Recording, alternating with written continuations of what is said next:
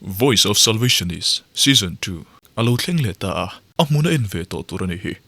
Kohhran thil ti taka an man mo rum ka tia top 10 an inti siak zana top 5 an thlangngal mia contestante an khongoi thlak chukatia stage anom tlangnel man don lo ni hi top 5 an inti siak lenga akar lea grand finale an le ngal bukanga lelam zonga thlir chuan an zo fel votanga awl sam mai chu katia mase contestante an khongoi thlak chukati kan thu lo viewna mase ka soidu chu ka soi tho don top 5 in thlang chuk thaviawa pani khathi chu ka sik soi chak deu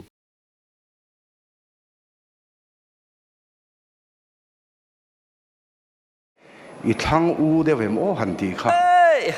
hanti thadu lo ve lai kha a moi ka tilu inal khop me top tena Zaithiam kan ti wang chewin da tlin in nia chillem hun tu chu shave tura kan ngai chewa mark pek ve mai cheu ka do kai chu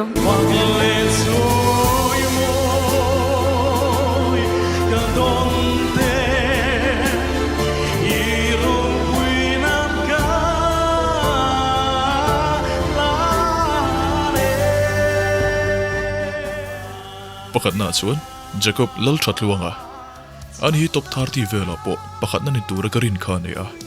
tlangwa Zaithiam zit mai nia te atlo rewa sang le niam angam ma ase to chu athla ngai lawang main atlin to lo mai nga kan ti te po arun tlin le ram thri larun thlang lian khop mai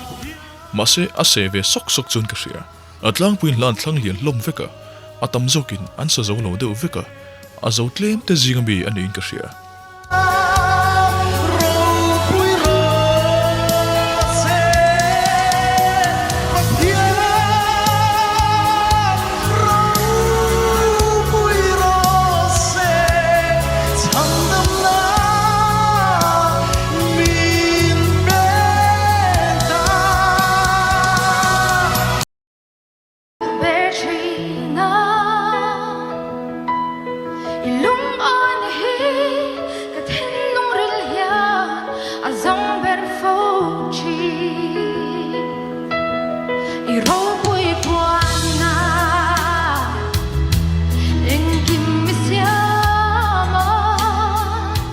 Panina, Melani lalthan sangi.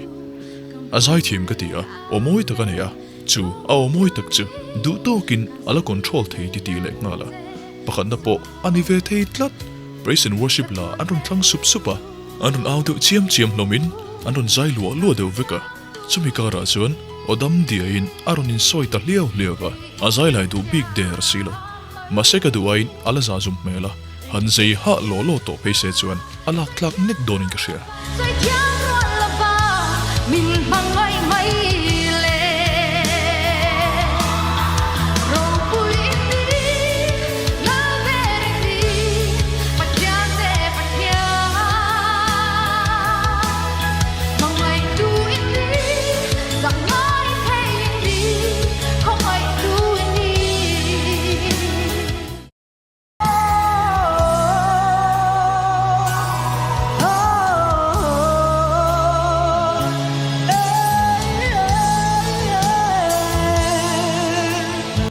pathumna top 30 khan Zaithiam katia top 5 atlin ka ringlo top 5 atlin kan ringlo hlom topa mase top 10 ti seka aran zaitra piana atlin ta ni osang ki ta zaing chi khania zai sang thei do hi chu kan lom tlanga au hi atia vai gati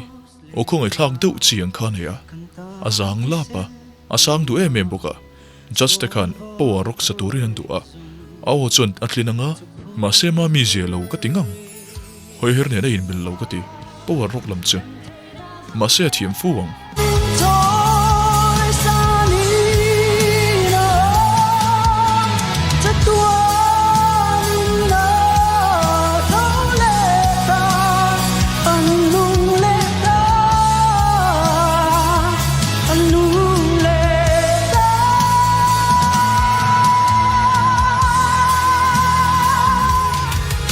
Ka bay dong ka mga ang mange lo cham na pa ka tong lo khawvel sum le pai tham muan na TC lal mon sanga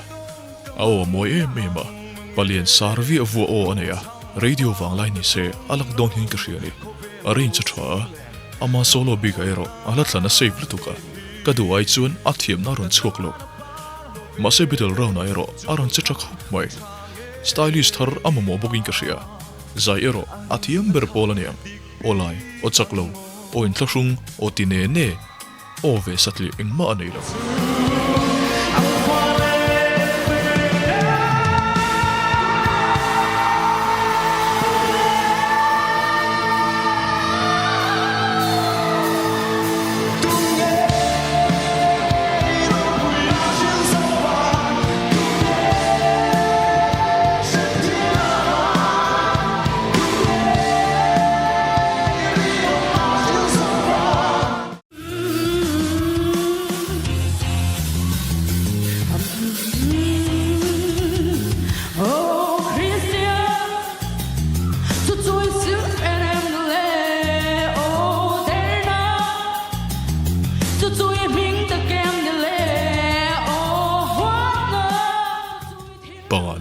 vanlal chandabe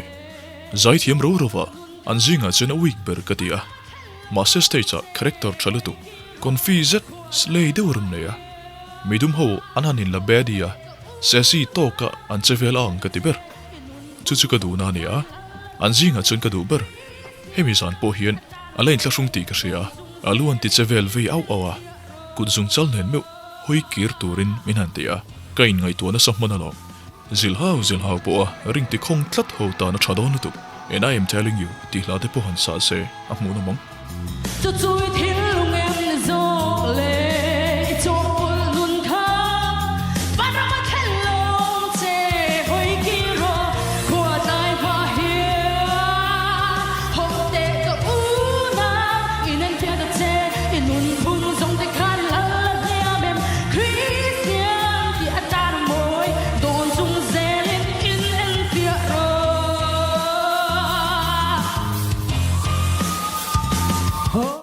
Top 5 tlang thiam view kutia just ten fair view bok zainti sigma ni se achangi chun zaithiam vaklo meltra chelo zeive hrim te pohi antitling chove zelila boru ki siam vea anum ve thina mase chutiang tur chi chu anumlo unfair le lutuka athavek top 5 inti siak chu amuna en venge yangai ni kari nine an zaithiam tlang puya kabe sen phavio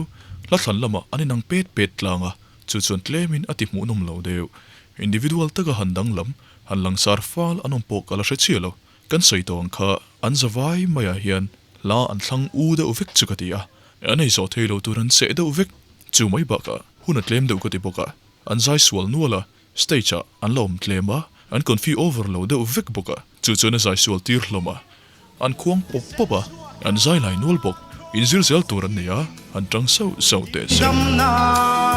athe o kalfa riga don changin kami tuya tachi athole ta di ka siatin limin ka sai so bang zayin i swa lalbe